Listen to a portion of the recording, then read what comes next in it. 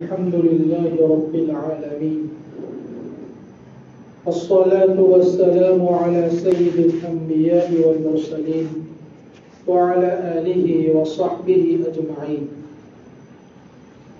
أما بعد، قال الله تبارك وتعالى في القرآن المجيد والفرقان الحميد: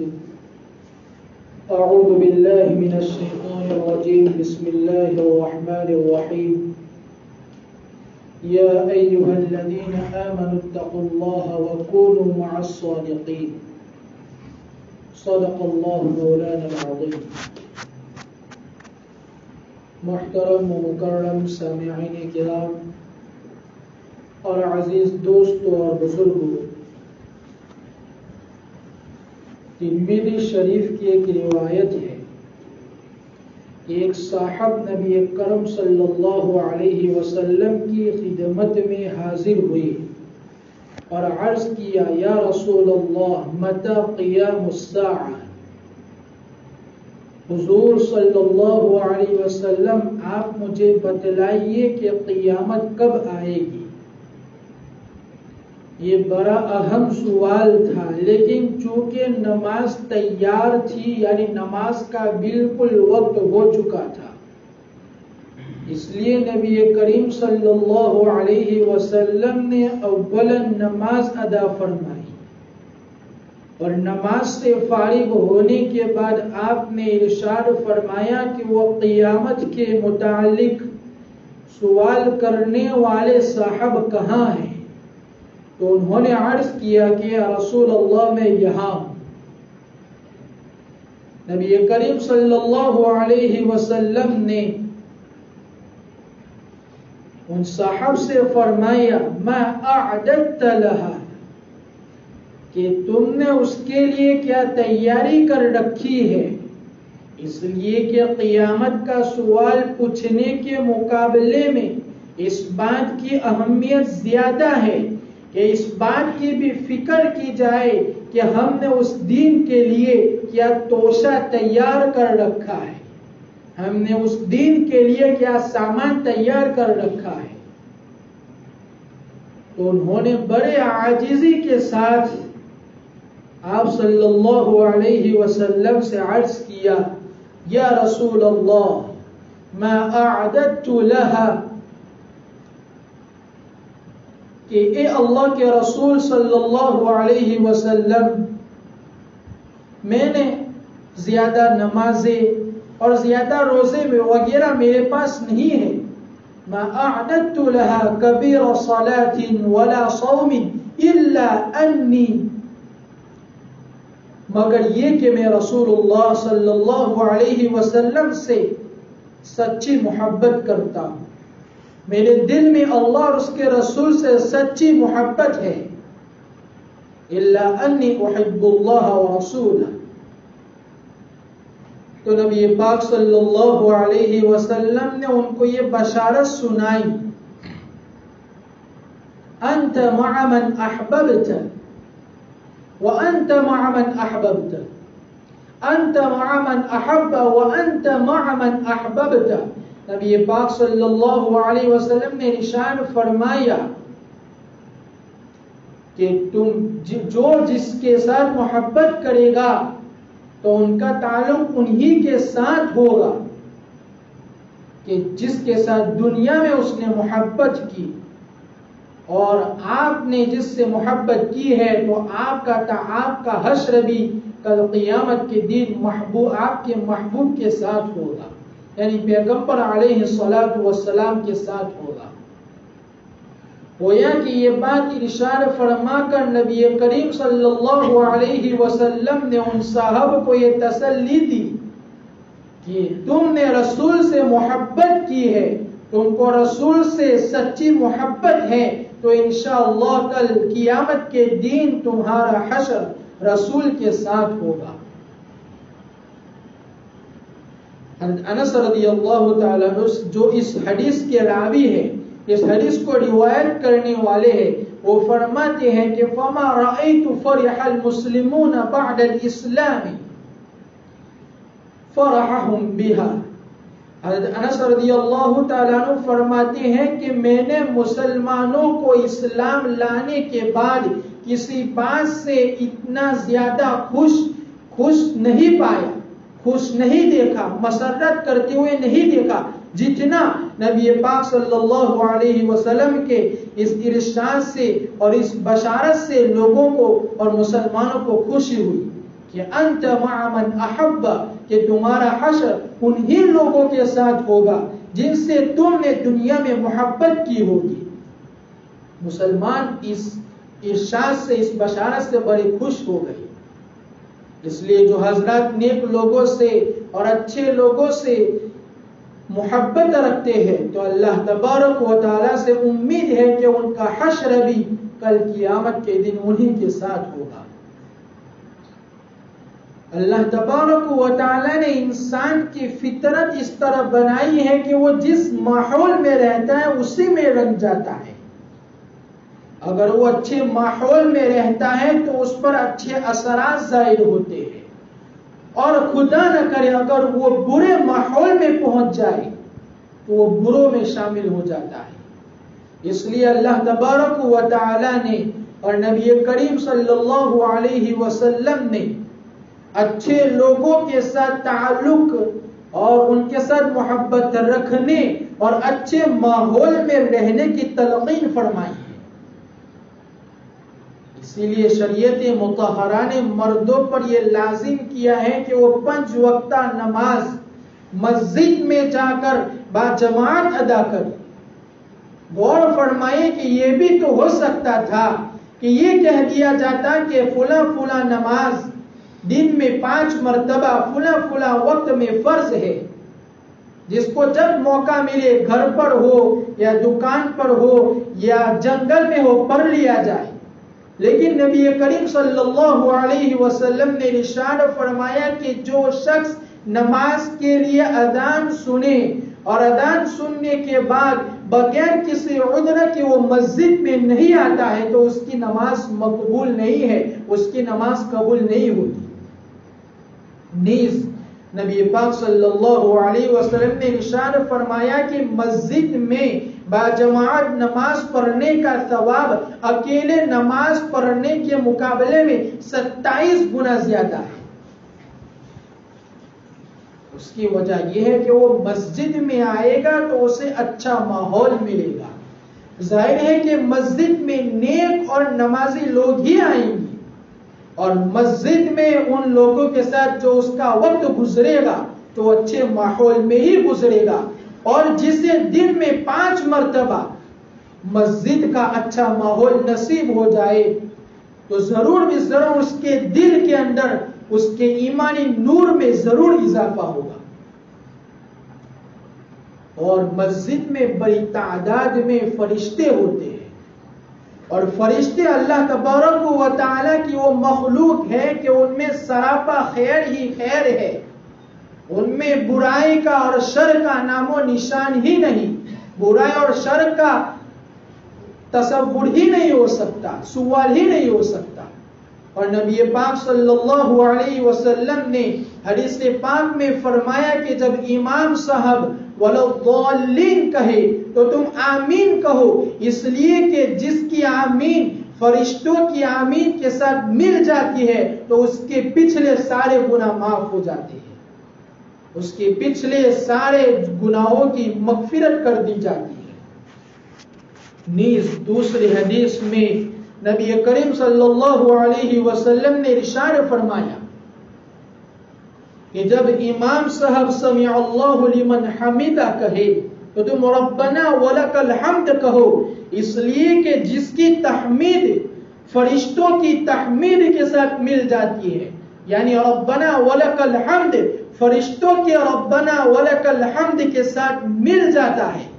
تو اس کے بھی سارے، تو اس میں بھی یہ فضیلت بیان فرمائی نبی کریم صلی اللہ علیہ وسلم نے کہ اس کے سارے پچھلے گناہ معاف کر دیے جاتے ہیں، اس کے سارے پچھلے گناہ بخش دیے جاتے ہیں۔ تو یہ مساجد کے اندر باجماعت نماز پڑھنے کی برکتیں ہیں جو صرف نمازیوں کو ہی حاصل ہوتی ہے۔ اور مسجد میں آمد و رفت کا جو حکم دیا ہے وہ اسی لیے دیا ہے تاکہ مسلمانوں کو ایک دینی ماحول نصیب ہو جائے. اور آپ خود تجربہ کر کے دیکھ لیں کہ جس شخص کا تعلق مسجد سے زیادہ مضبوط ہوتا ہے تو اس کے گھرانے میں اس کا دین بھی زیادہ مضبوط ہوتا ہے، اور جو شخص مسجد سے جتنا دور ہوتا جاتا ہے تو دین بھی اس کے گھرانے سے زیادہ دور ہوتا چلا جاتا ہے، یعنی اس کا دین گھرانے میں بھی مضبوط نہیں ہوتا ہے. لہذا ہمیں یہ کوشش کرنی چاہیے کہ ہمارا اٹھنا بیٹھنا اور ہمارے روابط، ہمارے تعلقات اور ہماری محبتیں اچھے لوگوں کے ساتھ اور نیک لوگوں کے ساتھ ہو. اگر ہمارا تعلق اچھے لوگوں کے ساتھ ہوگا تو کمی کوتاہی کے باوجود اللہ تبارک و تعالی انشاءاللہ کل قیامت کے دن ہمارا حشر انہی لوگوں کے ساتھ فرما دیں گے. لیکن یہاں یہ بات یاد رکھنی چاہیے کہ محبت کا تعلق صرف زبان سے نہیں ہے،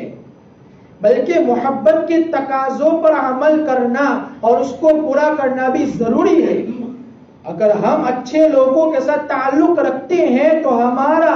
طور طریقہ بھی اچھے لوگوں کے مطابق ہونا چاہیے. اگر ہم اچھے لوگوں کے ساتھ تعلق رکھنے کا دعویٰ تو کریں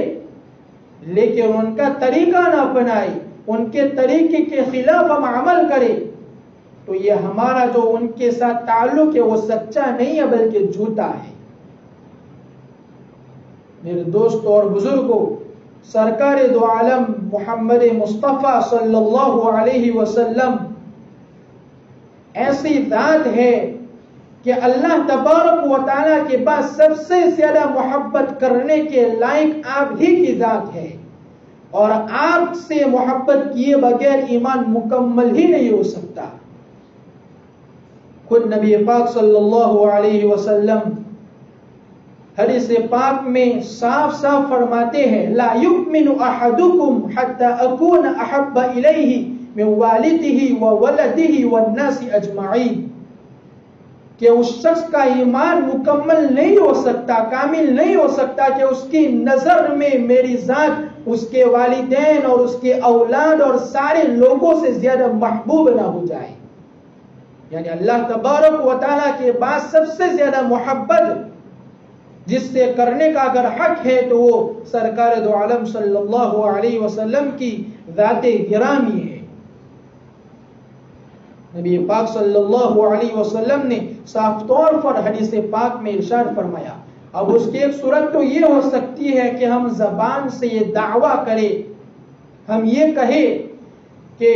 نبی پاک صلی اللہ علیہ وسلم ہمارے محبوب ہیں، اور یہ دعویٰ ہونا بھی چاہیے کہ رسول پاک صلی اللہ علیہ وسلم ہمارے محبوب ہیں، ہم ان کے عاشق ہیں. لیکن اس سے بڑھ کر ایک قدم یہ بھی ہونا چاہیے کہ نبی پاک صلی اللہ علیہ وسلم سے محبت کے جو تقاضے ہیں اس کو بھی ہم پورا کرنے کی کوشش کریں. یعنی ہمیں نبی پاک صلی اللہ علیہ وسلم جیسا لباس پسند ہو، ہمیں نبی پاک صلی اللہ علیہ وسلم جیسا چہرہ پسند ہو، ہمیں لوگوں کے ساتھ جو معاملہ ہے وہ نبی پاک صلی اللہ علیہ وسلم جیسا معاملہ پسند ہو، اور ہمیں نبی پاک صلی اللہ علیہ وسلم کی سنتیں پسند ہو. اگر ہم ان باتوں کا جائزہ لے کر زندگی گزاریں گے تو ہم صحیح معنوں میں محب رسول اور عاشق رسول کہلائیں گے. لیکن اگر ہم نبی پاک صلی اللہ علیہ وسلم کا نام تو لیتے ہیں،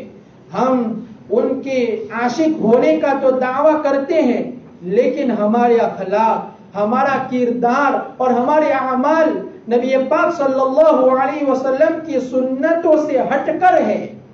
نبی پاک صلی اللہ علیہ وسلم کی سنتوں کے خلاف ہے، تو ہم ہرگز صحیح معنوں میں نبی پاک صلی اللہ علیہ وسلم کے عاشق نہیں کہلائے جا سکتے. اسی طریقے سے نبی پاک صلی اللہ علیہ وسلم کے بعد جو اکابر اور جو مشائخ ہیں ان سے بھی ہمیں اچھے تعلقات رکھنے چاہیے، اور ان کے ساتھ بھی ہمارا رویہ وہی ہونا چاہیے کہ ان سے ہمارا تعلق صرف زبانی نہ ہو، بلکہ یہ کوشش کرنی چاہیے کہ انہوں نے اس طریقے سے زندگی اپنائی، ہم بھی اسی طریقے سے زندگی گزارے اور ان کے اندر جو صفات ہے ان صفات کو اپنانے کی، اختیار کرنے کی کوشش کرنی چاہیے۔ اس لیے کہ ہم مشائخ سے اور اکابر سے محبت اسی واسطے کرتے ہیں کہ وہ نبی پاک صلی اللہ علیہ وسلم کی سنتوں پر عمل کرنے کا جذبہ ان کے اندر بہت زیادہ ہوتا ہے،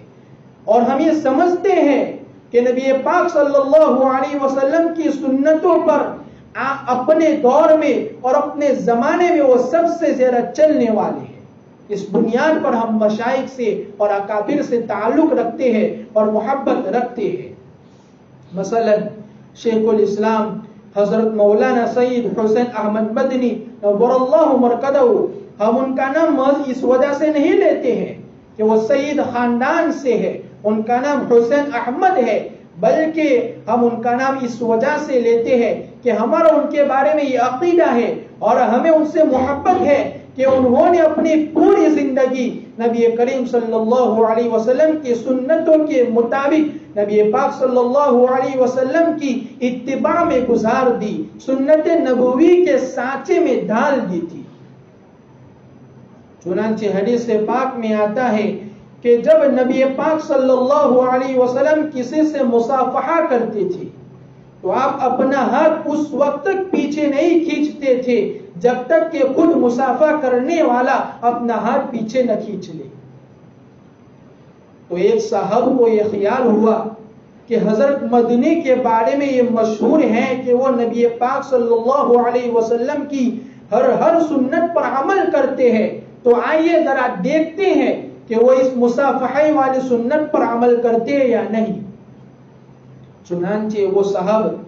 حضرت مدنی کی خدمت میں حاضر ہوئے اور مصافحہ کے لیے اپنے ہاتھ کو آگے بڑھایا، تو حضرت نے بھی اپنے ہاتھ کو آگے کر دیا، اور اس مصافحہ کرنے والے صاحب نے جان بوجھ کر اپنا ہاتھ پیچھے نہیں ہٹایا،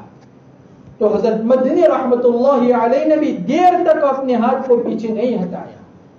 تو سب کو یقین ہو گیا کہ یہ ذات وہی ہے، یہ وہ شخصیت ہے کہ انہوں نے اپنی پوری زندگی کو سنت نبوی کے سانچے میں ڈال دی ہے۔ اسی طریقے سے ایک دوسرے شخص نے آپ کو جانچنا چاہا، تو حدیث پاک میں آتا ہے کہ جب مسجد سے باہر نکلے تو پہلے بایاں قدم رکھنا چاہیے، یہ مسنون ہے، اور جوتے پہننے میں سنت یہ ہے کہ پہلے دایاں پیر چپل میں یا جوتے میں داخل کرنا چاہیے۔ تو اب اس صاحب نے دیکھا کہ اب ہم دیکھتے ہیں کہ حضرت مدنی کا اس پر عمل کیا ہے، اس لیے کہ یہ دونوں باتیں بظاہر میں متضاد ہے، اپوزٹ ہے، ایک دوسرے کے خلاف ہے، اس لیے کہ اگر مسجد سے باہر بایاں پیر رکھیں گے تو سب سے پہلے بائیں چپل میں ہی وہ پیر کو داخل کریں گے، تو چپل والی جو سنت تھی وہ چھوٹ جائے گی، اور اگر مسجد سے داہنے پیر سے باہر نکلتے ہیں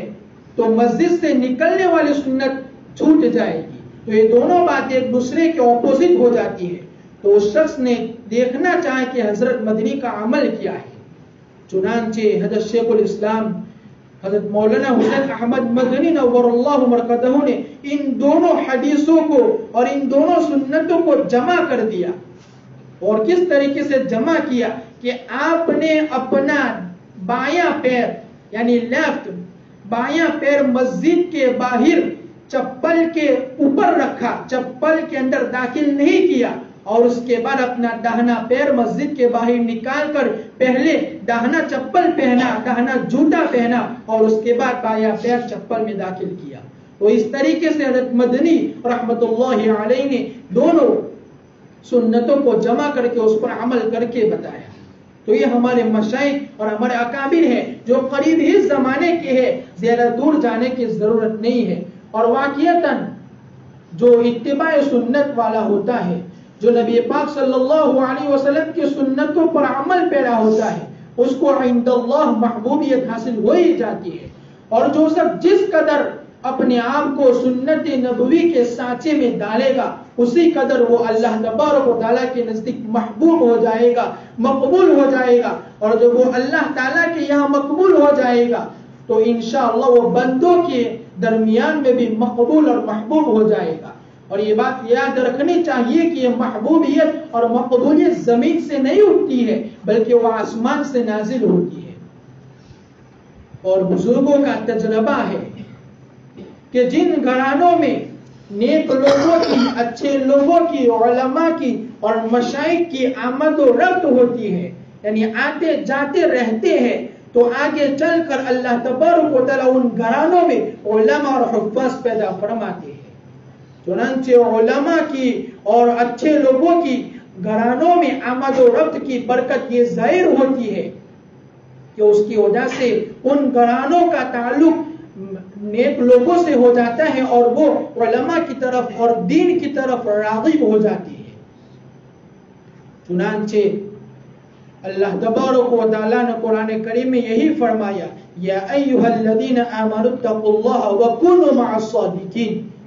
कि ईमान वालों अल्लाह ताला से डरो और अच्छे लोगों के साथ, सच्चे लोगों के साथ रहो। इससे हमें ये नसीहत मिली कि हमारा उठना बैठना अच्छे लोगों के साथ होना चाहिए और बदकार लोगों के साथ, बुरे लोगों के साथ उठने और बैठने से हमें परहेज करना चाहिए। और हदीस पाक में, कुरान करीम में हमें दुआ सिखलाई गई, व तवफ़्फ़ना मअल अबरार, कि हमारा हश्र नेक लोगों के साथ कीजिए। और हजरत सैयदना यूसुफ अला नबीना व अलैहि सलातु व सलाम ने अल्लाह ताला से ये दुआ मांगी, इसमें हमारे लिए बेहतरीन नसीहत है, फातिरस समावाति वल अर्द अंत वलिय्यी फिद दुनिया वल आखिरह तवफ़्फ़नी मुस्लिमन वल्हिक़नी बिस्सालिहीन। हज़रत यूसुफ अलैहिस्सलातु वस्सलाम अल्लाह ताला से दुआ कर रहे हैं कि अल्लाह, आप ही जमीन और आसमान को बेमिसाल पैदा करने वाले हैं और आप ही दुनिया और आखिरत में मेरे कारसाज हैं। ए पाक परवरदिगार आलम, मेरी वफात ईमान की हालत में आए, ऐसी दुआ फरमाई। और उसके बाद आपने फरमाया कि मेरा हश्र नेक लोगों के साथ कीजिए और मुझे आखिरत में नेक लोगों के साथ मुल्हक और शामिल कीजिए। कितनी बेहतरीन दुआ है, इसको हमें रोजाना के मामूलात में शामिल करनी चाहिए। ये कुरान करीम की एक आयत करीमा है, फातिरस समावाति वल अर्द अंत वलिय्यी फिद दुनिया वल आखिरह तवफ़्फ़नी मुस्लिमन वल्हिक़नी बिस्सालिहीन। अल्लाह तबारक व तआला से दुआ है कि अल्लाह ताला मुझे भी और आप लोगों को भी नेक लोगों में शामिल फरमाए और नेक लोगों के साथ ताल्लुक रखने की तौफीक अता फरमाए। आमीन व आखिर दावाना अनिल हम्दुलिल्लाह।